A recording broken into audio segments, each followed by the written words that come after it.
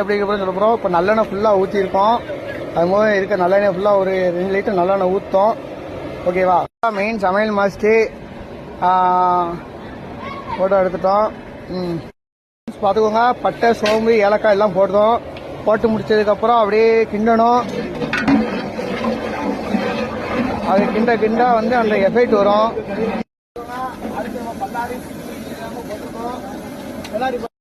பார்த்துக்கோங்க. அடுத்து கிண்டணும். நல்லா எந்த அளவுக்கு கிண்டுதமோ அந்த அளவுக்கு டேஸ்ட் சேரும். எல்லாம் பார்த்துக்கோங்க.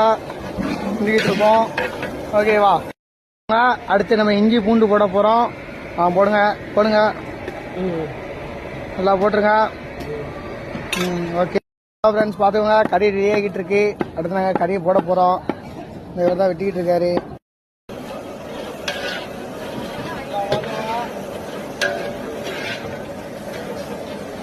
நம்ம உள்ள போட போகிறோம்.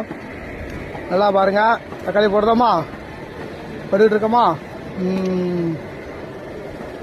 பார்த்துக்கோங்க. நானும் சமைச்சிட்டு தான் இருக்கேன். நான் வச்சே கிடையாது. இந்த பேர் பார்த்துக்கோங்க. இந்த பேர் இந்த இதில் இருக்கான்.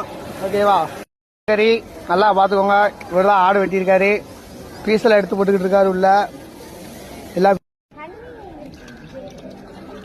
மட்டன் சுக்கா ரெடி ஆகிவிட்டது.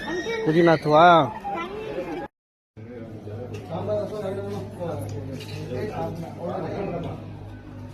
நீங்க மாமா